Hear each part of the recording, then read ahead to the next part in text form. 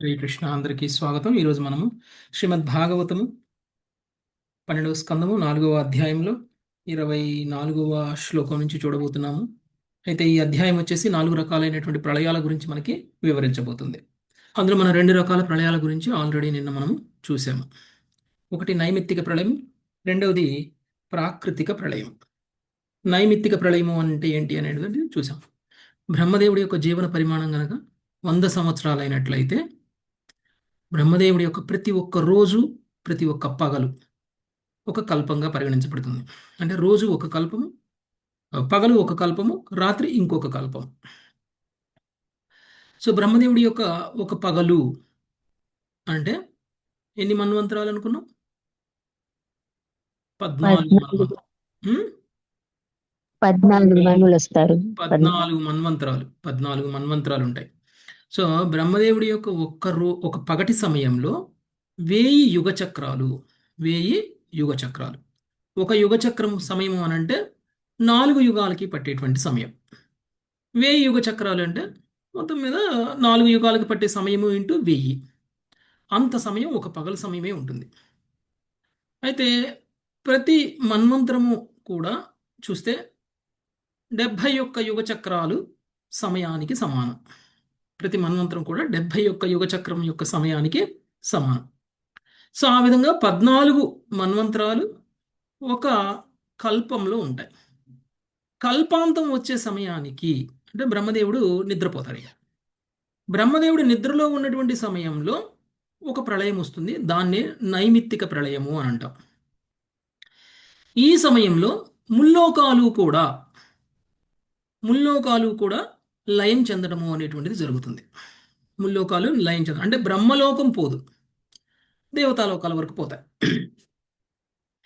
అయితే ఈ ప్రళయం జరిగినప్పుడు తరువాత మళ్ళీ రాత్రి సమయంలో బ్రహ్మదేవుడు పడుకుని ఉంటారు, నిద్రపోతారు. మళ్ళీ మెలుకునేసరికి మళ్ళీ రెండవ కల్పం స్టార్ట్ అవుతుంది. సో ఈ విధంగా మళ్ళీ కల్పం స్టార్ట్ అయినప్పుడు మళ్ళీ 14 మనువులు ఉంటారు. మళ్ళీ ఇదే రిపీట్ అవుతూ ఉంటుంది. ఓకే. సో ప్రతి కల్పాంతంలో వచ్చేటువంటి ప్రళయం నైమిత్తిక ప్రళయం. నైమిత్తిక ప్రళయం సమయంలో మొత్తం బ్రహ్మాండం ఏం పోదు, కాకపోతే మూడు లోకాలు పోతాయి. కింద భూలోకం పోతుంది, దేవతాలోకాలు పోతాయి, మళ్ళీ కింద పాతాళలోకం పోతుంది. ఓకే. ఇక ప్రాకృతిక ప్రళయం ఎప్పుడు వస్తుంది అంటే బ్రహ్మదేవుడు 100 సంవత్సరాల కాలం తీరిన తర్వాత ప్రాకృతిక ప్రళయం అనేటువంటిది వస్తుంది. ఈ ప్రాకృతిక ప్రళయము అనేటువంటిది వచ్చినప్పుడు చివరికి బ్రహ్మలోకంతో సహా పోతుంది. అంటే మొత్తం బ్రహ్మాండమే పోతుంది, బ్రహ్మాండమే లయం చెందటము అనేటువంటిది జరుగుతుంది.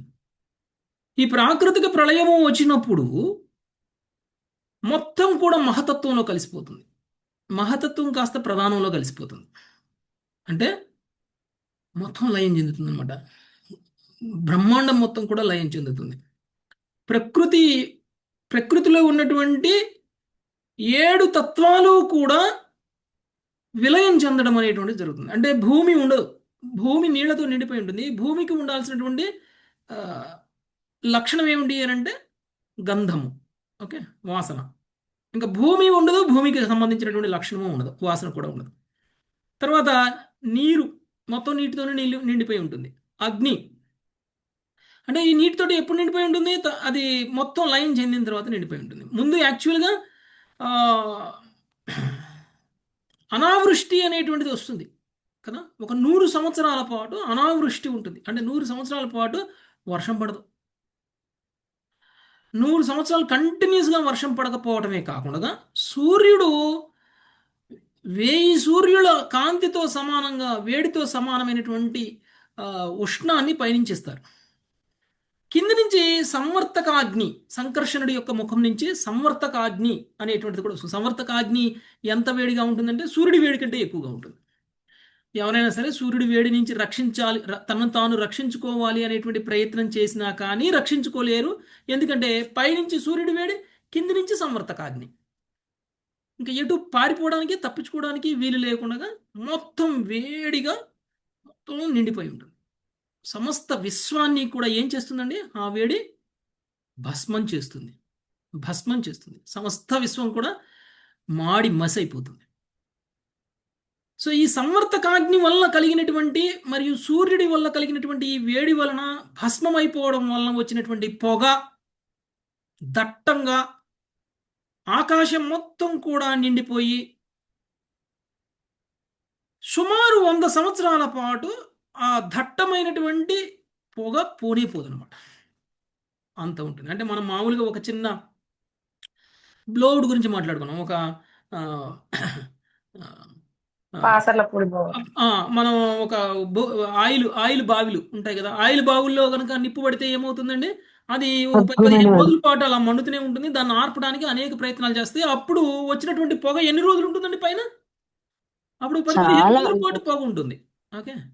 సో మరి 100 సంవత్సరాల పాటు వచ్చినటువంటి ఈ సమర్థకాగ్ని వల్ల వచ్చినటువంటి పొగ నల్లంగా మబ్బుల రూపంలో సమస్త ఆకాశాన్ని ఆక్రమించి 100 సంవత్సరాల పాటు అది క్లియర్ అవ్వదన్నమాట. అలానే ఉండిపోతుంది. ఓకే. సో ఆ విధంగా సమస్త విశ్వం అలాంటి స్థితికి వచ్చినప్పుడు అప్పుడు మళ్ళీ వర్షం పడడం అనేటువంటిది మొదలవుతుంది. ఆ వర్షపు నీళ్లలో సమస్త విశ్వము మునిగిపోతుంది. అది ప్రళయం. బ్రహ్మదేవుడి యొక్క 100 సంవత్సరాల తర్వాత వచ్చేటువంటి ప్రళయం అలా ఉంటుంది. 7 లేయర్స్ అంటే పంచభూతాలు, అహంకారము, తర్వాత మహతత్వం అన్నీ కూడా ప్రధానంలో కలిసిపోతాయి. అంటే ప్రధానం అంటే ఇప్పుడు మనం మామూలుగా సృష్టి ఎలా జరుగుతుందండి? ప్రధానం నుంచి మహతత్వం వస్తుంది, మహతత్వం నుంచి అహంకారం వస్తుంది, అహంకారం నుంచి 3 గుణాలు వస్తాయి. సత్వగుణయుతమైనటువంటి అహంకారం, రజోగుణయుతమైనటువంటి అహంకారం, తమోగుణయుతమైనటువంటి అహంకారం అని చెప్పాను. అక్కడి నుంచి మళ్ళీ పంచభూతాలు వస్తాయి. పంచభూతాల్లో మొదటగా ఏమొస్తుంది? ఆకాశం. ఆకాశం నుంచి అగ్ని, అగ్ని అగ్ని, నుంచి వాయువు, వాయువు, వాయువు నుంచి నీరు, నీటి నుంచి నీరు, భూమి. భూమి. ఓకే. సో ఏ విధంగా ఒక ఆర్డర్లో వస్తాయి. ఓకే. ఎప్పుడైతే ఇవన్నీ ఆర్డర్లో వస్తాయి, అదే ఆర్డర్లో ఒక్కోటి నశించుకుంటూ చివరికి ప్రధానం మాత్రమే మిగిలిపోతుంది. ప్రధానం అంటే మనకి ఎలా ఉంటుంది అంటే ఆధ్యాత్మికమైనది అనమాట. పూర్తిగా ఇక భౌతిక తత్వాలు లేవు, భౌతిక అహంకారము లేదు, భౌతిక గుణాలు లేవు. ఇక ఆ, ఉన్నదల్లా ఏమిటి అని అంటే మనకు అప్పుడు శూన్యంలాగా అనిపిస్తుంది అనమాట. దాన్నే ప్రధానం అంటారు. ప్రధానం అనేటువంటిది పూర్తిగా ఆధ్యాత్మికమైనటువంటిది. అది మనం చూడడానికి కూడా అవ్వదు. అంటే ఎటు చూసినా ఏమీ కనపడదు. ఓకే. ఆ విధంగా లయం చెందడం అనేటువంటి జరుగుతుంది. అది మనకి ప్రాకృతిక ప్రళయము అనేటువంటి విషయాన్ని చెప్పారు. ఓకే.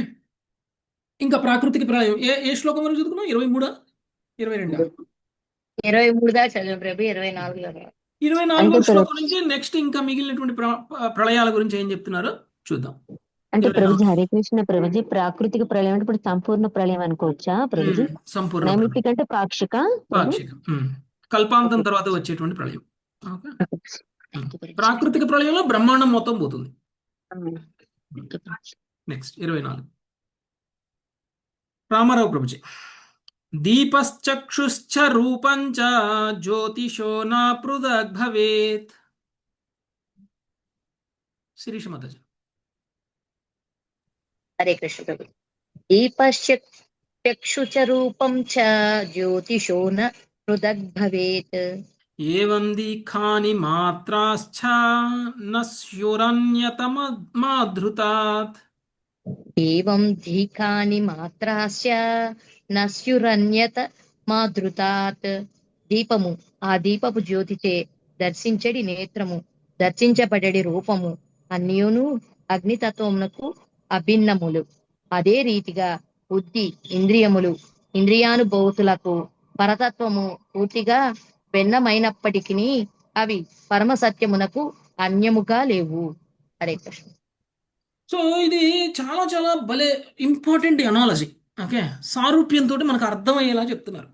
మన అందరికీ భగవంతుడు ఎవరు అనేటువంటి విషయంలో అనేక రకాల డౌట్లు ఉన్నాయి. భగవంతుడిని మనం చూడలేము. ఓకే. భగవంతుడిని మనము చూడలేము. అలా అని భగవంతుడు లేడు అని నిర్ణయానికి వచ్చేస్తారు నాస్తికులు. మీరు ఇప్పుడు దీపం ఉందనుకోండి, ఆ దీపం నుంచే కదా వెలుగు వస్తుంది. ఉం? దీపం నుంచే వెలుగు వస్తుంది. ఆ వెలుగు ఉండడం వల్ల మనకు కనిపిస్తుంది. మనకు కనిపించడం వల్ల దీపం ఒకటి ఉంది అనేటువంటి విషయం తెలుస్తుంది. అవునా కదా? అంతే ప్రభుజీ. అంటే మూలం నుంచి వచ్చినటువంటి దాని ద్వారానే మనము మూలాన్ని తెలుసుకోవాలి. దీపం నుంచి వచ్చినటువంటి వెలుగు సహాయంతోనే మనం ఏ విధంగా అయితే దీపాన్ని కూడా తెలుసుకోగలం. రామర ప్రభుజీ మీట్లో ఉండాలి. హరే కృష్ణ. నిన్ను నన్ను అమ్మాలి. దీపం నుంచి వచ్చినటువంటి వెలుగు ద్వారానే దీపాన్ని ఎలా తెలుసుకోగలుగుతున్నామో అలానే సమస్త విశ్వము కూడా ఎవరి నుంచి వస్తుంది? సమస్త బ్రహ్మాండము కూడా భగవంతుడి నుంచి కృష్ణుడి నుంచి వస్తుంది. కాబట్టి మనము ఆ సమస్త విశ్వము కూడా తిరిగి ఎక్కడికి వెళ్తుంది? కృష్ణుడిలోకి వెళ్తుంది. అంటే మనం భగవంతుడిని ఎక్కడి నుంచి వస్తుందో దాని సహాయంతో మళ్ళీ తిరిగి భగవంతుడిని తెలుసుకోగలగాలి. ఓకే, మూలం నుంచి మూలాన్ని తెలుసుకోవాలి. ఓకే, మూలం నుంచి మూలానికి. సో అదే చెప్తున్నారు. దీపము, ఆ దీపము జ్యోతితో దర్శించడి నేత్రము, దర్శించబడే రూపము. దీపము వలన వెలుగు, ఆ వెలుగు వలన మన కళ్ళకి రూపం కనిపిస్తుంది. ఓకే, ఆ విధంగా అవన్నీను అగ్నితత్వమునకు అభిన్నములు. ఓకే, దీపమే లేకపోతే వెలుగు లేదు, వెలుగు లేకపోతే మనకి రూపము కనపడదు. కాబట్టి ఇవన్నీ కూడా అగ్నితత్వానికి అభిన్నములు. అదే రీతిగా బుద్ధి, ఇంద్రియములు, ఇంద్రియానుభూతులు, పరతత్వము పూర్తిగా భిన్నమైనప్పటికీ అవి పరమసత్యమునకు అన్యము కావు. అర్థమైందా? ఏ విధంగా పరమసత్యంలోనే ఉన్నాయి ఇవన్నీ. ఈ పరమసత్యంలో ఉన్నటువంటి భౌతిక విశ్వము పరమసత్యము వేరు వేరు కాదు. పరమసత్యంలోనే ఉన్నాయి, అంటే పరమాత్మలోనే ఉన్నాయి, భగవంతుడిలోనే ఉన్నాయి ఇవన్నీ. భగవంతుడికి దీనికి వేరు చేయడానికి లేదు. ఓకే, కాకపోతే వివిధ తత్వాలు. అగ్ని అంటే దీపము వేరు, దీపపు యొక్క వెలుగు వేరు, వెలుగు వల్ల మనం చూస్తున్నటువంటి రూపము వేరు.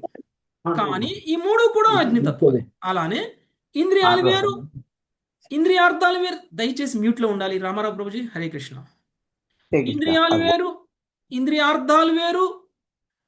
మనం తర్వాత ఇక్కడ చూసేటువంటి అహంకారము, బుద్ధి, ఇవన్నీ వేరు. కానీ వీటన్నిటికీ మూలం భగవాను.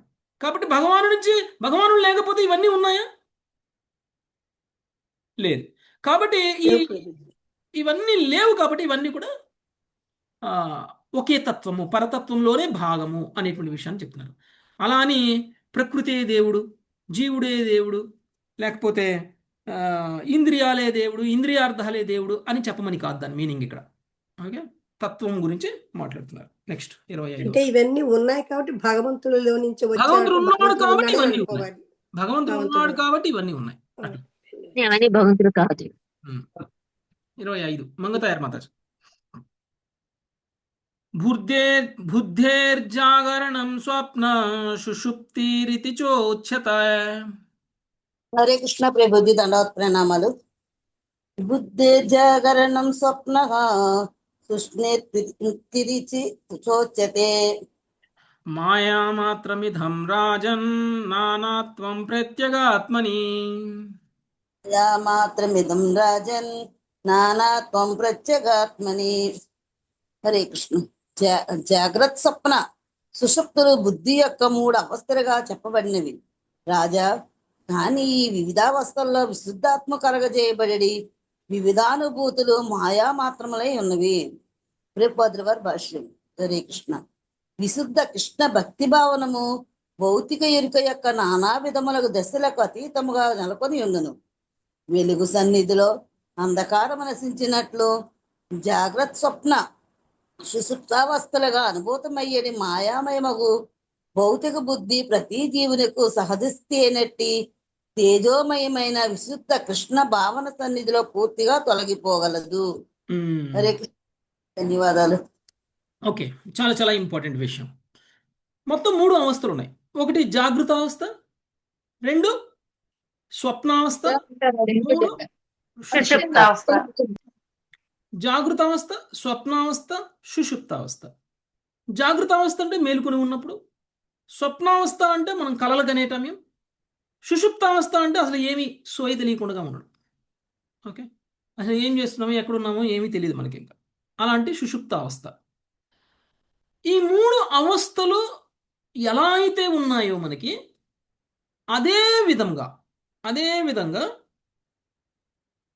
విశుద్ధమైనటువంటి ఆత్మ కూడా వివిధమైనటువంటి అనుభూతులు అనేటువంటివి కలుగుతూ ఉంటాయి. నిజానికి ఆ అనుభూతులన్నీ కూడా మాయ వల్ల కలుగుతున్నాయి, మాయా ప్రభావం వల్ల కలుగుతున్నాయి. ఆ మాయా ప్రభావాన్ని వీడగొట్టాలి అంటే కృష్ణ భక్తి భావన ఒక్కటే మార్గము. ఓకే, కృష్ణ భక్తి భావనలో ఉన్నటువంటి వ్యక్తి ఈ మాయ వల్ల కలిగేటువంటి అనుభూతుల నుంచి విముక్తుడు అవ్వగలుగుతాడు. జాగృత అవస్థ అంటే సత్వగుణ స్థితి, స్వప్నావస్థ అంటే రజోగుణ స్థితి, సుషుప్తావస్థ అంటే తమోగుణ స్థితి. ఈ 3 అవస్థలు అంటే 3 రకమైనటువంటి గుణాల యొక్క ప్రభావం వల్ల మనకు అలా కలుగుతున్నాయి. అలానే మాయ కూడా 3 గుణాలతో నిండిపోయి ఉంటుంది. మాయ కూడా 3 గుణాల వల్లనే కలుగుతుంది. ఏమిటా 3 గుణాలు? సత్వ రజస్ తమో గుణాలు. ఓకే, ఈ సత్వ రజస్ తమో గుణాల కారణంగా విశుద్ధమైనటువంటి ఆత్మ వివిధ భౌతిక అనుభూతులని పొందుతుంది. సత్వగుణంలో ఉన్నటువంటి వ్యక్తి ఒక రకంగా ఆనందాన్ని పొందితే, రజోగుణంలో ఉన్నటువంటి వ్యక్తి ఇంకొక రకంగా ఆనందాన్ని, తమో గుణంలో ఉన్నటువంటి వ్యక్తి ఇంకొక రకంగా ఆనందాన్ని. 3 గుణాల యొక్క ప్రభావం వల్ల 3 రకాలుగా ఒకే ఆత్మ ఆనందాన్ని పొందుతుంది. ఉదాహరణకి ఒక విషయం ఒక మనిషికి ఆనందాన్ని కలిగిస్తే అదే విషయం ఇంకొక మనిషికి ఆనందాన్ని కలిగదు. మూడవ మనిషికి బాధను కలిగించవచ్చు అదే విషయం. ఓకే, అంటే విషయం అదే, విషయం ఏమైనా తేడా ఉందా? విషయంలో ఏమీ తేడా లేదు. కానీ తేడా ఎందులో ఉంది? అది అనుభూతి చెందినటువంటి వ్యక్తి మీద ఉన్నటువంటి గుణాల యొక్క ప్రభావంలో తేడా ఉంది.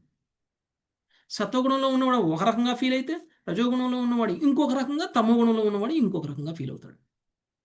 అంటే ఇక్కడ ప్రాబ్లం ఏమిటి? విషయం కాదు, వ్యక్తి కాదు. ప్రాబ్లం ఏమిటి? ఆ వ్యక్తి మీద ఉన్నటువంటి గుణాల యొక్క ప్రభావం, అంటే మాయా. అంటే భ్రమపడుతున్నాం మనం భ్రమపడుతున్నాం. నిజమైన ప్రాబ్లంని ప్రాబ్లం అనుకోవట్లేదు, నిజమైన సుఖాన్ని సుఖం అనుకోవట్లేదు, నిజమైనటువంటి ఆనందాన్ని ఆనందం అని అనుకోవట్లేదు. భ్రమలో ఉన్నాం అన్నమాట. ఒకవేళ నిజమైన ఆనందం అనుకోండి, మీకు ఏ విషయం ఆనందాన్ని కలిగించిందో అదే విషయం నాకు ఆనందాన్ని కలిగియాలి, ప్రపంచంలో ఉన్న ఎవరికైనా ఆ విషయం ఆనందాన్ని కలిగియాలి. అది నిజమైనటువంటి ఆనందం. అంటే ఒకరికి ఆనందం కలిగించే విషయం ఇంకొకరికి బాధను కలిగిస్తే అది నిజమైనటువంటి ఆనందం అవ్వదు అది కదా. అలా శాశ్వతమైనటువంటి ఆనందం అది ఎవరి దృష్టిలో అయినా ఆనందమే. అంటే అది ఎప్పుడు జరుగుతుంది అంటే ఎప్పుడైతే మనం ఈ మాయా ప్రభావం నుంచి బయటకు వచ్చేస్తామో, త్రిగుణాల ప్రభావం నుంచి బయటకు వచ్చేస్తామో, కృష్ణ భక్తి భావంలోకి వస్తే అది జరుగుతుంది. ఓకే, అది మనకి ఇక్కడ చెప్తున్నారు. సో పూర్తిగా కృష్ణ భక్తి భావంలో ఉన్నప్పుడు మాయా ప్రభావం తొలగిపోతుంది. నెక్స్ట్ 26వ శ్లోకం సుజాత మాతాజీ. యథా జలధరా వ్యోమ్ని భవంతి నా భవంతి చ. హరే కృష్ణ ప్రభుజీ. 26వ శ్లోకం మాతాజీ చదవండి. జలా జల జలధర వ్యోమ్ని భవంతి చ. బ్రహ్మణీధం తథా విశ్వం అవయవ్యుధయాప్యయాత్. బ్రహ్మణీదం తథా విశ్వం అవయవ్యుధయాప్యయాత్. మేఘములు తమ యందలి ఘటన పదార్థముల ఏకీకరణ విలీనములచే ఆకాశమునందు తయారై పిదప నశించినట్లు ఈ భౌతిక విశ్వము దాని మూల తత్వముల ఏకీకరణ విలీనములచే పరతత్వమునందు సృష్టింపబడి లయించుచుండును. హరే కృష్ణ ప్రభు. ఘటక పదార్థాలు అంటే ముడి పదార్థాలు. ఓకే, ఈ భౌతిక ప్రకృతి మొత్తం కూడా కొన్ని ముడి పదార్థాలతో తయారు చేయబడింది. మనకు కనిపించేటువంటి ఈ శరీరం ఉంది చూసారా, ఈ శరీరం ముడి పదార్థాలు ఏంటి? ఈ శరీరానికి ముడి పదార్థాలు పంచభూతాల ప్రభు. పంచభూతాలు. పంచభూతాలు. ఓకే, పంచభూతాలు అనేటువంటివి ముడి పదార్థాలు. అయితే ఈ పంచభూతాలు కూడా ఒక్కొక్క రకమైనటువంటి పాళ్లలో కలిసాయి. అందరి శరీరాలు పంచభూతాలే, మరి ఎందుకు మీరు ఒకలాగా నేను ఒకలాగా ఉన్నాం? వాటి వాటి వాటి ఉత్పత్తులు రేషియోల బట్టి ఉత్పత్తులను బట్టి ఉమ్. భూమి శాతం ఎక్కువగా ఉంటే నాలా నల్లగా ఉంటారు. ఓకే. అదే భూమి శాతం తక్కువగా ఉండి నీరు శాతం, వాయువు శాతం, లేకపోతే అగ్ని శాతం, ఆకాశం శాతం ఎక్కువగా ఉన్నాయి అనుకోండి, అప్పుడు మీలా తెల్లగా ఉంటారు. ఎందుకు మీ పేరెందుకు చెప్తున్నారు ప్రభుజీ? చాలా మంది అలా ఉంటారు, ఇలా నేను ఉంటారు అంతే. నల్లగా ఉన్నాను కదా, ఇక్కడ ఉదాహరణ చెప్తున్నా, ఇక్కడ ఉన్న వాళ్ళలో అదే ఉదాహరణ. ప్రభుజీ కృష్ణులాగా ఉంటారైతే మీరు. ఎలా ఆ, తెలుస్తుంది అట్లే కృష్ణుడు అలాగే ఉంటాడు కదా ప్రభుజీ. ఏదో ఒకటి. ఓకే. దానికి కారణం ఏంటి ప్రభుజీ? కృష్ణుడి రంగు నలుపు కాదు మాతాజీ, నీలమేఘశ్యాముడు ఆయన. నీల మేఘశ్యాముడు. Prabhuji blue colour. దానికి కారణం ఏంటంటారు? దానికి కారణం ఏమిటి అని అంటే, అది ముద్ద చేసి కలిపేవాడు అలా కలుపుతున్నాడు. ఓ, ఓకే. సో ముడి పదార్థాలు ఇస్తే అది కాస్త ఇది కాస్త ఇది కాస్త అది కాస్త వేసేసి ఒక మూసలో పోసేసి తీసేస్తారు, శరీరాన్ని తీస్తారు. ఓకే. అప్పుడు వేసినప్పుడు ఒక పిరికిల్లో ఎక్కువ వస్తుంది, ఒక పిరికిల్లో తక్కువ వస్తుంది. ఏం చేస్తాం? మా అంటే పిరికిల్ అది మన గుణాన్ని బట్టి కాదా ప్రభుజీ? మన లేదు, మన గుణాన్ని బట్టి కాదు, అంటే మన కర్మలను బట్టి కూడా ఉంటుంది కొంత. కర్మలు. రెండోది, మనం ఏ వంశంలో పుట్టామో ఆ వంశాన్ని బట్టి ఉంటుంది. ఆహా. ఓకే. తల్లిదండ్రుల మా వంశస్థులందరూ భూమి శాతం ఎక్కువ ఉన్నోళ్ళు, అందుకని. ఓకే, అది స్టాండర్డ్ ప్రభుజీ, స్టాండర్డ్. స్టాండర్డ్ ఏది వేరే ఆకాశం అని తెలియదు కదా మనకి. మనకి తెలియదు. ఓకే. కాకపోతే మన కర్మలకు అనుగుణంగా మనకు కుటుంబం దొరుకుతుంది, మన కుటుంబానికి అనుగుణంగా మనకి శరీరం దొరుకుతుంది, పోలికలు, రంగులు అన్నీ దొరుకుతాయి. ఓకే.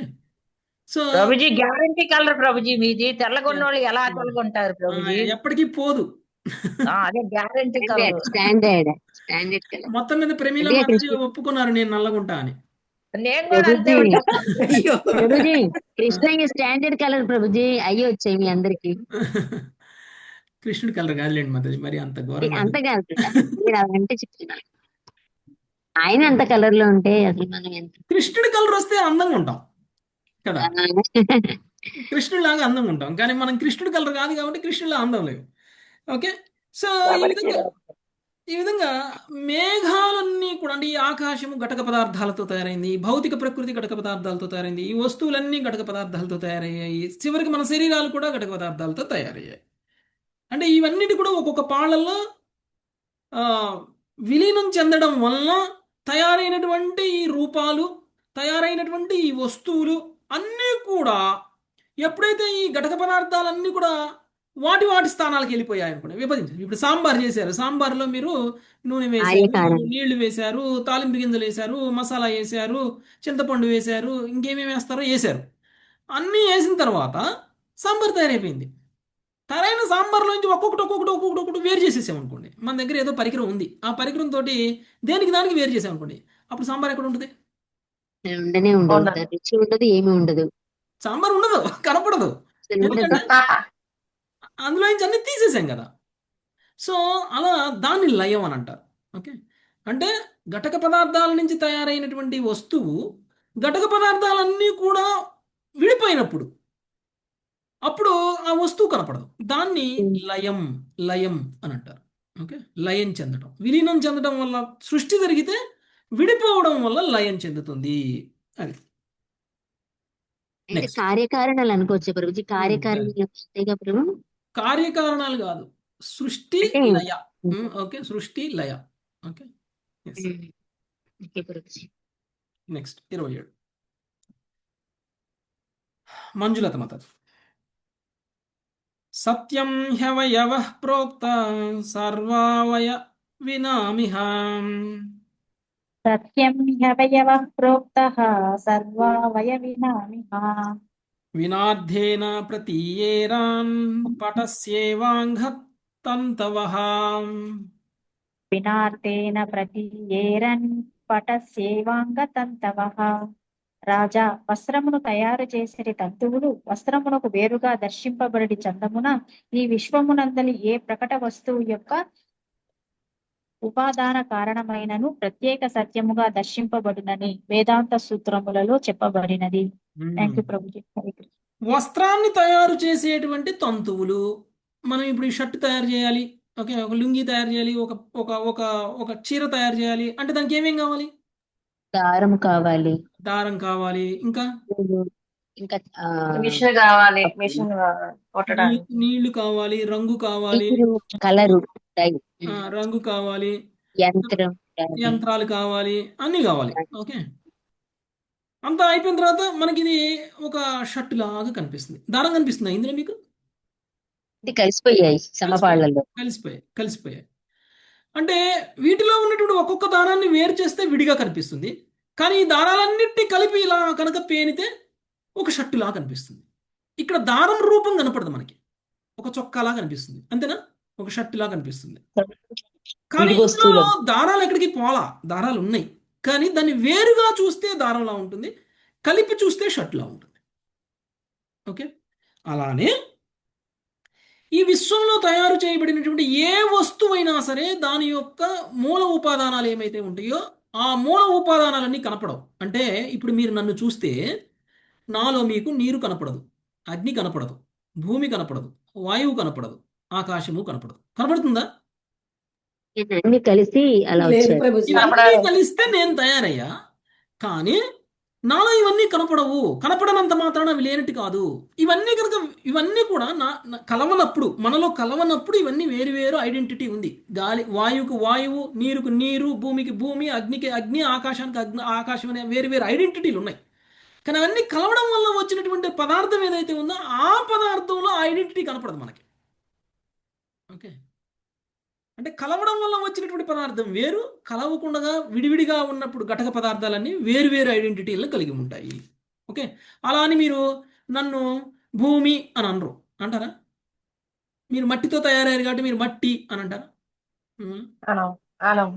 పోనీ మీలో నీళ్ల శాతం ఎక్కువ ఉంది కదా అని మిమ్మల్ని నీళ్ళు అనాలా? కదా. సరే, మీలో అగ్ని శాతం ఎక్కువ ఉంది కదా అని మిమ్మల్ని అగ్ని అనము కదా. అంటే ఏ పంచభూతాల్లో ఏ పరిమాణం ఎక్కువగా ఉంటే ఆ పరిమాణంతో మనల్ని పిలవరు కదా, అది కనపడదు. ఎంత ఎక్కువ శాతం ఉన్నా మనకు కనపడదు కాబట్టి అది లేదు అని కాదు. అది కలవక ముందు దానికి ఇండివిజువల్ ఐడెంటిటీ ఉంటుంది, కనిపిస్తుంది, కానీ కలిసిన తర్వాత రూపం మారిపోతుంది. ఓకే, మనకి ఫైనల్ రూపం కనిపిస్తుంది అనమాట. నెక్స్ట్ 28 లావణ్య మాతాజీ. యత్సామాన్య విశేషాభ్యాం ఉపలభ్యేత సభ్రమః. యత్సామాన్య విశేషాభ్యాం ఉపలభ్యేత సభ్రమః. అన్యోన్యాపాశ్రయాత్ సర్వం ఆద్యంతవదవస్తు యత్.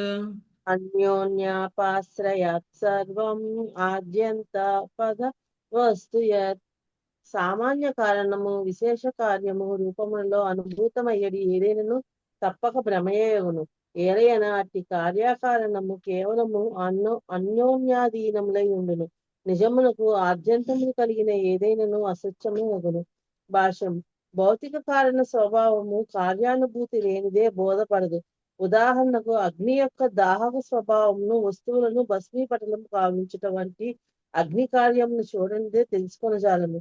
అట్లే నీటి యొక్క తడిపిడి గుణము తడిసిన బట్ట లేదా కాగితం వంటి కార్యమును గమనింపకనే అవగతము కాదు.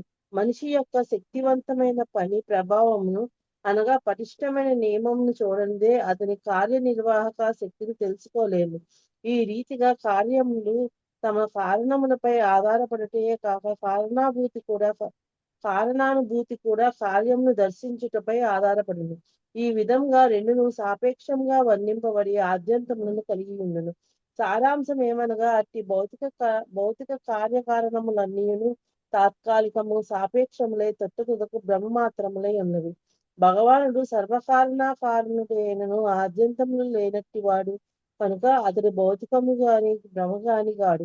శ్రీకృష్ణ భగవాను ఐశ్వర్యములు శక్తులు భౌతిక కార్యకారణముల అన్యోన్యాధీనతకు అతీతముగా పూర్ణ సత్యమై ఉన్నవి. హరే కృష్ణ. ధన్యవాదాలు. కార్య కారణము. ఓకే, కారణము అంటే అవసరం అవన్నీ ఘటకాలు ప్రభుజీ, కారణాలన్నీ ఘటకాలు. కార్యము అంటే ఫైనల్ ప్రోడక్ట్, ఏదైతే ఉందో అది ఫైనల్ ప్రోడక్ట్. ఇప్పుడు పంచభూతాలు కలిస్తే మనం తయారయ్యాం, మన శరీరం తయారైంది. పంచభూతాలు కారణాలు, తయారైనటువంటి దేహాలు కార్యాలు. పంచభూతాలు కార్యాలు, కారణాలు, సారీ, కారణం, పంచభూతాలు కారణాలు, దేహాలు కార్యాలు. కార్యం. ఓకే, కారణ కార్యాలు ఇవి. ఓకే, కార్యకారణాలు ఇవి. అయితే తెలుసుకోవాల్సింది ఏమిటి అని అంటే, ఈ కార్యానికి కారణానికి ఆది అంతము ఉంటుంది అంటే దాని అర్థం ఏంటి? కృష్ణ భగవానుడే దీనికి ఆది అంతం అన్నప్పుడు అంటే ఏది తయారైనా కానీ మూలం ఏది మొదలు తయారైనా మొదలు దీని దానికి నుంచే ఆది అంతం ఉంటుంది అని. కార్యానికి ఆది ఉంది, సారీ, కారణానికి ఆది ఉంది, కార్యానికి ఆది ఉంది, కార్యానికి ఆది, కారణానికి అంతం ఉంది, కారణానికి కార్యానికి అంతం ఉంది. అంటే టెంపరరీ అని చెప్పడం. ఆహా. ఓకే, టెంపరరీ అని చెప్పడం అంటే ఘటక పదార్థాలు టెంపరరీయే. ఘటక పదార్థాల మిశ్రమం ద్వారా కలిగినటువంటి ఫైనల్ రూపం ఏదైతే ఉందో అది కూడా టెంపరరీయే. ఆది అంతము ఉన్నది అని చెప్తున్నారు. ఓకేనా? ఓకే, ఓకే మరి ఓకే. పంచభూతాలు టెంపరరీ ఏంటండి అనొచ్చు. ఇంతకుముందు మనం చెప్పుకున్నాం, ప్రాకృతిక ప్రళయం జరిగినప్పుడు ఏమవుతుంది? ఎక్కడైనా అన్ని పంచభూతాలు అలా అలా ఒకటి ఒకటి వెళ్ళిపోతాయి. అన్ని తత్వాలు లయం చెందుతాయి. అన్ని వెళ్ళిపోతాయి, తత్వాలు వెళ్ళిపోతాయి. లయం చెందిన తర్వాత ఇంకెక్కడుంది అది? కానీ శాశ్వతం ఏమిటి? శాశ్వతం భగవాన్ ఏమిటి?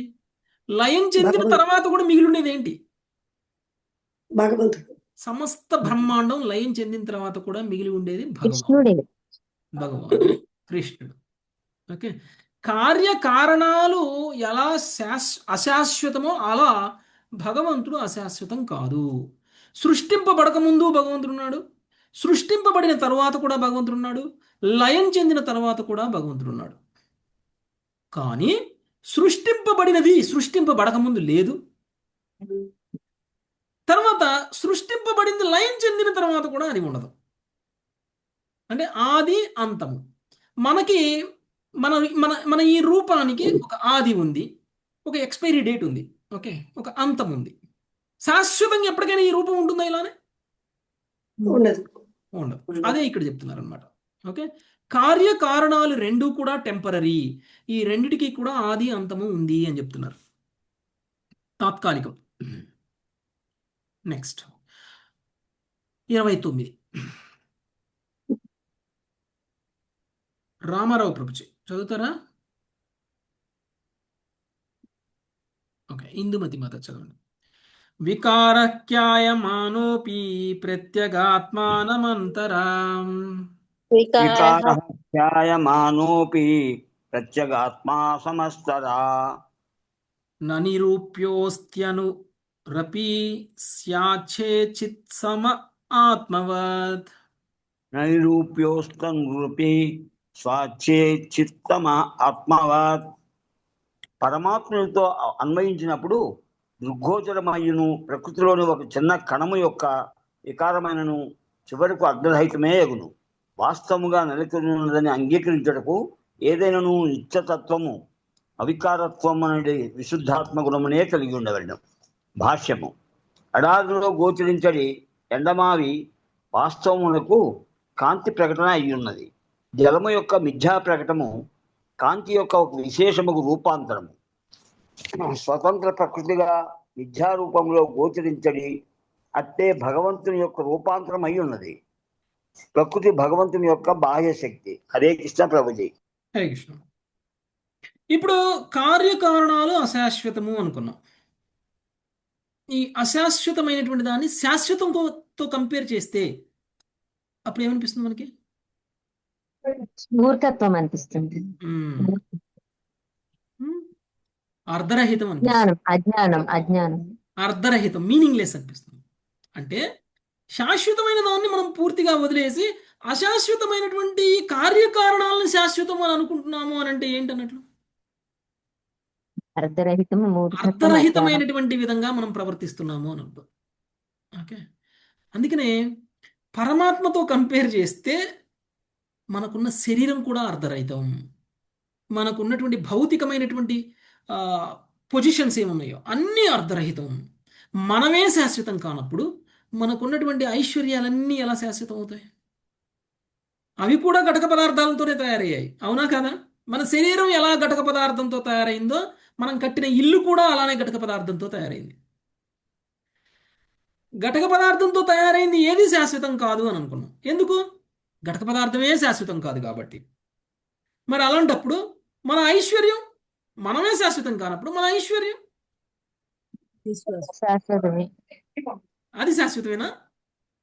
అశాశ్వతం. శాశ్వతం కాదు. మనం వరకు మన దాంట్లో కానీ ఉంటాం. కానీ కానీ మన భావన ఎలా ఉంది? మన భావన ఎలా ఉంది అంటే తుచ్చమైనటువంటి దాన్ని, అశాశ్వతమైనటువంటి దాన్ని, ఎప్పుడో ఒకరోజు నశించిపోయేదాన్ని శాశ్వతంగా ఉంటుంది అని భావనలో శాశ్వతమైన దాని గురించి దూరంగా ఉంటున్నాం. శాశ్వతమైనటువంటి ఆనందాన్ని పొందాలి అని అనుకోవట్లేదు. శాశ్వతమైనటువంటి గమ్యాన్ని పొందాలి అని అనుకోవట్లేదు. శాశ్వతమైనటువంటి స్థానానికి చేరాలి అని అనుకోవట్లేదు. మనం కూడా శాశ్వతమే, మర్చిపోకండి. మనం ఘటక పదార్థం కాదు, మన శరీరం ఘటక పదార్థం. కానీ మనం మన శాశ్వతం. మన శరీరం ఘటక పదార్థాలతో తయారు చేయబడింది, కానీ ఆత్మ ఘటక పదార్థాలతో తయారు చేయబడింది. ఓకే, ఆత్మ ప్యూర్. ఆత్మకి ఎలాంటి ఆది అంతము ఉన్నటువంటి వస్తువుల యొక్క మిశ్రమంతో తయారైంది కాదు ఆత్మ. ఓకే, ఎందుకు? ఆత్మ భగవంతుడి యొక్క అంశ. భగవంతుడికి ఉన్నటువంటి తత్వమే ఆత్మకి ఉంటుంది. భగవంతుడు ఎలా శాశ్వతమో ఆత్మ కూడా అలానే శాశ్వతము. మనసు శాశ్వతం అవుతుంది కదా ప్రభుజీ, కాదా అప్పుడు? మనసు అనేటువంటిది అది భౌతికమైనటువంటి మనసుగా మారచ్చు, ఆధ్యాత్మికమైనటువంటి మనసుగా మారచ్చు. ఓకే. అది కూడా మన ఈ భౌతిక విషయంలో మనసు అనేటువంటిది భౌతికమే. ఓకే, సో ఆధ్యాత్మిక విషయంలో మనసు అనేటువంటి దానికి ఇంకా మీనింగ్ లేదు. ఓకే, అది పూర్తిగా ఆధ్యాత్మికం అన్నమాట. అది సూక్ష్మతత్వం, అది కనిపించే తత్వం కాదు. నేను భౌతిక తత్వం గురించి మాట్లాడుతున్నాను. ఓకే, సో ఇప్పుడు మనసు ఇలా ప్రవర్తిస్తుందా, అలా ప్రవర్తిస్తుందా, ఇలా ఆలోచిస్తుందా, అలా ఆలోచిస్తుందా, ఇది కావాలనుకుంటుందా, అది కావాలనుకుంటుందా అనే భావన ఉంటుంది. ఒకవేళ భౌతిక విషయంలో ఉంటే కోరుకునే అన్ని భౌతికం, అదే ఆధ్యాత్మిక విషయంలో ఉంటే కోరుకునే అన్ని ఆధ్యాత్మికం. సో దాన్ని ఘటక పదార్థాలతో చెప్పడానికి లేదు. ఓకే, సో ఆత్మ అనేటువంటిది భగవంతుడి యొక్క అంశ కాబట్టి, భగవంతుడికి ఉన్నటువంటి లక్షణాలన్నీ కూడా ఆత్మకు ఉంటాయి కాబట్టి, భగవంతుడు ఘటక పదార్థాలతో తయారు చేయబడలేదు కాబట్టి ఆత్మ కూడా ఘటక పదార్థాలతో తయారు చేయబడలేదు. ఘటక పదార్థం అశాశ్వతం, కానీ ఆత్మ అశాశ్వతం కాదు. రూపము అశాశ్వతము, కానీ ఆత్మ అశాశ్వతం కాదు. సో కాబట్టి మనము నిత్యమైన దాన్ని వదిలేసి, అంటే ఆత్మని పరమాత్మని వదిలేసి అనిత్యమైనటువంటి దాని మీదనే మన సమయాన్ని మొత్తం వృధా చేసామనుకోండి, ఏమైనా అర్థం ఉందా? అర్ధరహితము. అర్ధరహితం అంటే భ్రమలో ఉన్నాము అని అర్థం. భ్రమలో. సో ఆ అనిత్యమైనటువంటిది ఏదైతే ఉందో అది భగవంతుడి యొక్క బాహ్య శక్తి. ఓకే, అనిత్యమైనది ఏంటి? భగవంతుడి యొక్క బాహ్య శక్తి. భగవంతుడి యొక్క బాహ్య శక్తి ఏమిటి? ప్రకృతి. భౌతిక జగత్తు. ఈ భౌతిక ప్రకృతి మొత్తం కూడా భగవంతుడి యొక్క బాహ్య శక్తి. బాహ్యశక్తి. నిత్యమైనది ఏది భగవంతుడి బాహ్య శక్తిలో భాగం కాదు. నిత్యమైనది ఏది కూడా భగవంతుడి యొక్క బాహ్య శక్తిలో భాగం కాదు. అంటే ఇప్పుడు నిత్యమైనది ఏంటి చెప్పండి? ఆధ్యాత్మిక జగత్తు. ఆత్మ, పరమాత్మ. పరమాత్మ. ఆత్మ, పరమాత్మ అవి రెండే కదా ఈ భౌతిక జగత్తులో ఉన్నాయి ప్రస్తుతం. ఓకే, సో ఈ ఆత్మ పరమాత్మ నిత్యమైనవి కాబట్టి ఈ భౌతిక జగత్తుకు సంబంధించినవి కాదు, ఈ ప్రకృతికి సంబంధించినవి కాదు, ఈ ప్రకృతికి పరమైనటువంటివి. అర్థమైందా? అంటే ప్రభుజీ ఒక్కోసారి ఒక దాంట్లో వచ్చింది కదా, ప్రకృతి కూడా శాస్త్రమే కానీ వస్తూ పోతూ ఉంటుందని చెప్పారు కదా ప్రభుజీ. సరే మాతాజీ, ఇప్పుడు దాని గురించి మాట్లాడట్లేదు. ప్రకృతి ఎలా శాశ్వతం? ఎలా శాశ్వతం అంటే కనిపించదు మనకి ప్రకృతి. ఇప్పుడు లయం చెందిన తర్వాత ఏమి ప్రకృతి ఎక్కడికి పోతుంది? ఇప్పుడు నేనున్నాను, ఇప్పుడు ఉదాహరణకి నేనున్నాను, నేను శరీరం విడిచిన తర్వాత శరీరం ఎక్కడికి వెళ్తుంది? పంచభూతాల్లో కలిసిపోతుంది. అంటే ఇప్పుడు పంచభూతాలు లేకుండా పోయాయా? అలా శాశ్వతం. ఇప్పుడు నేను ఈ రూపంలో ఉన్నప్పుడు ఉన్నాను, ఈ రూపాన్ని వదిలేసిన తర్వాత కూడా ఉన్నాను. నేను ఈ పంచభూతాల్లోనే ఉన్నాను. ఈ పంచభూతాలే అవి కూడా. ఆ రకంగా చూస్తే ఈ రూపం శాశ్వతం కాదు అని అంటున్నాం, కానీ పంచభూతాలు ఉన్నాయి అని అంటున్నాం. అట్లనే ఈ భౌతిక జగత్తు మొత్తం కూడా ఒక రూపాన్ని పొందింది, ఒక అండాకార రూపంలో ఉంది. ఓకే, ఈ భౌతిక జగత్తు మొత్తం ఇట్లా బయట ప్రకటమైనప్పుడు పంచభూతాల రూపంలో ఇలా ఉంది. ఇవన్నీ కూడా వదిలేసిందండి. ఇప్పుడు శరీరం వదిలేసినప్పుడు ఎలా అయితే నా రూపం కనపడకుండా పోతుందో అలా అని రూపం కనపడకుండా పోయినంత మాత్రాన వెళ్ళిపోతాయి.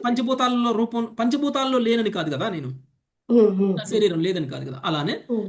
అప్పుడు అది మొత్తం కూడా దాని మూలంలోకి వెళ్ళిపోతుంది. దాని మూలం ఏంటి? భగవంతుడు. భగవంతుడు. ఓకే. సో భగవంతుడిలోకి వెళ్ళినప్పుడు దాని రూపం మారి అంటే దాని రూపం కనపడదు. ఆ విధంగా అది కనపడదు. అశాశ్వతం. మళ్ళీ అది ప్రకటమైనప్పుడు మళ్ళీ దాని శాశ్వతం. రూపం తిరిగి పొందుతుంది. ఆ విధంగా అది ఓకే. ఇప్పుడు ఇప్పుడు నేను ఈ శరీరాన్ని వదిలేసి ఇంకొక శరీరానికి వస్తాను ఉదాహరణకి. ఓకే.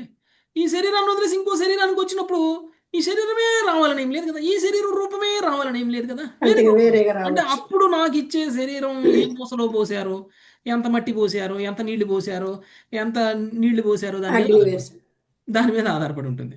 ఓకే. అర్థమైందా? అర్థమైందా? అర్థమైంది. సో నేను మళ్ళీ పుట్టాను కదా అని చెప్పేసి నా శరీరం శాశ్వతం అని కాదు. అక్కడ అదే శాశ్వతం అశాశ్వతమైన శరీరం పోయింది, ఇంకొక శరీరం వచ్చింది అదే ఘటక పదార్థాలతోటి. ఓకే. అప్పుడు కొంచెం తెల్లగా పుడతానేమో, అప్పుడు కొంచెం ఇంకో రకంగా పుడతానేమో. ఓకే. అంటే శాశ్వతమా అశాశ్వతమా అంటే ఎస్, పంచభూతాలలో ఉన్నంత కాలం పంచభూతాలతోటి వస్తువులు తయారవుతాయి. అప్పుడు కుండ ముడి తయారు చేస్తారు. పదార్థాలు ఉంటాయి, విడివిడిగా ఉంటాయి ముడి మట్టి పదార్థాలు. నుంచి కుండను తయారు చేస్తారు. కుండను పగలబెట్టి మట్టిలా మారుస్తారు. మళ్ళీ మట్టిని ముద్దలా చేసి మళ్ళీ కుండను తయారు చేయొచ్చు. మళ్ళీ కుండను పగలగొట్టి మళ్ళీ మట్టిని చేయొచ్చు. ఎంతకాలం చేస్తాం? మట్టి ఉన్నంతకాలం.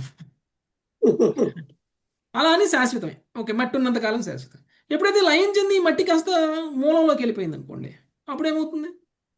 కనపడదు. మళ్ళీ వస్తుంది మట్టి. కనిపించదు. ఓకే. మళ్ళీ వస్తుంది అది సృష్టింపబడినప్పుడు. అంటే కాబట్టి వ్యక్త అవ్యక్తం అవుతుంటది. అంటే ప్రభు వ్యక్తం అవ్యక్తం అవుతుంటది. వ్యక్తం అవ్యక్తం అవుతుంటుంది. ఓకే. సో ఈ విధంగా నిత్యము అనిత్యము అయినటువంటిది ఏంటో మనం తెలుసుకొని అనిత్యమైనటువంటి విషయాల్లో మనము కొంచెం జాగరూకత ఉంటే అర్థవంతంగా జీవిస్తున్నట్టు, లేదు అని అంటే అనిత్యమైనటువంటి విషయాల్ని నిత్యం అని అనుకుని కనుక మన జీవనాన్ని కనుక గడిపినట్లయితే అర్ధరహితంగా మనం జీవిస్తున్నట్లు. ఓకే. అర్థమైందా? నెక్స్ట్ 30వ శ్లోకం. ఇందుమతి మాతాజీ.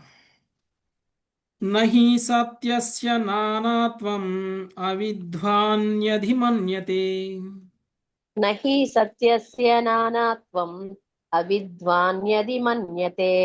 నానాత్వం ఛిద్రయోర్యధ్వా జ్యోతిషోర్వాత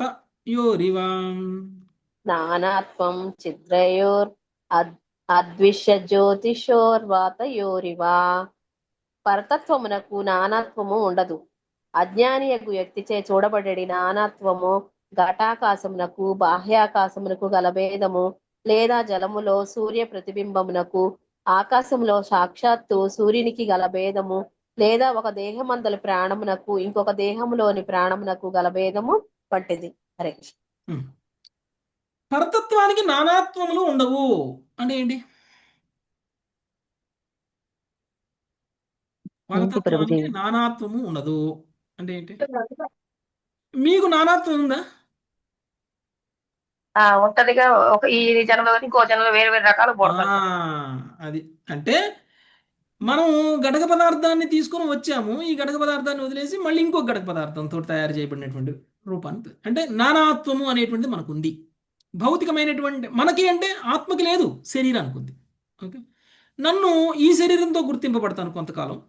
నిజానికి చెప్పాలంటే మనం బ్రతికున్నప్పుడు కూడా నానాత్వాన్ని పొందుతాం. నానాత్వం పొందడంటే ఇప్పుడు నేను 6 రకాల మార్పులకు లోనవుతాను. ఇది నానాత్వం అంటే 6 రకాల మార్పులకి లోనవుతుంది. భౌతికమైన ప్రతిదీ కూడా 6 రకాల మార్పులకు లోనవుతుంది. ఏమిటి 6 రకాల మార్పులు? 1 పుట్టడం పుడుతుంది, 2 పెరుగుతుంది, 3 అవుతుంది, కొంతకాలం సృష్టి చేస్తుంది, 4 కొంతకాలం ఒకేలా ఉంటుంది. ఇలానే ఇప్పుడు మీరు నన్ను చూస్తే, మీరు 10 సంవత్సరాల నుంచి చూస్తే నాలో మార్పు ఏమి ఉండదు. ఓకే. ఆ తర్వాత 5వది వృద్ధాప్యం, క్షీణిస్తుంది. 6వది నశిస్తుంది అంటే చనిపోతుంది. కలుపుకోవటం ఉంది కదా, విలీనమన్న లయమన్నా విలీనమన్న ఒకటేనా ప్రభుజీ? లయం అంటే నాశనం అయిపోవడం. ఓకే. ఓకే. సో ఇన్ని రకాల మార్పులను చూసారా, దీన్ని నానాత్వము అని అంటారు. ఓకే, రూపాలు మార్చడం అంటే ఇప్పుడు నన్ను చూస్తే నేను చిన్నప్పుడు పుట్టినప్పుడు ఒకలా ఉన్నా, ఒక 5 సంవత్సరాలు వచ్చేసరికి ఇంకొకలాగున్నా, 15 సంవత్సరాలు వచ్చేసరికి ఇంకొకలాగున్నా, 40 ఏళ్ళు వచ్చేసరికి ఇంకొకలాగున్నా, 60 ఏళ్ళు వచ్చేసరికి ఇంకొకలాగుంటా, 80 ఏళ్ళు వచ్చేసరికి అసలు కనపడను. అవునా కదా? సుజాత మాతాజీ నవ్వుతున్నారేంటి? అందరూ అంతే మరి. కరెక్ట్. ఆ? ఓకే, ఇన్ని మీరు అలా మార్పులు చెప్తుంటే నవ్వు వస్తుంది. ఓకే, ఇన్ని రకాల మార్పులు మనకి వస్తుంది, కానీ పరమాత్మకి ఇన్ని మార్పులు ఉండవు, ఆత్మకి ఇన్ని మార్పులు ఉండవు. భౌతికమైనటువంటి వస్తువుకి మార్పులు, ఆధ్యాత్మికమైనటువంటి దానికి మార్పు ఉండదు. ఓకే, అర్థమైందా? దేనికి నానాత్వం ఉంటుంది, దేనికి నానాత్వం ఉండదు అంటే దాని మీనింగ్ ఇది. Okay, thank you very much. ఈ రోజుకి ఇక్కడ ఆపుదాం. 30 శ్లోకాలు చదువుకున్నాం, ఇంకా 31 నుంచి రేపు చదువుకున్నాం. Mothers thank you very much. Hare Krishna. వాంఛాకల్పతరు బెస్ట్ కృపా వైష్ణవేభ్యో నమః.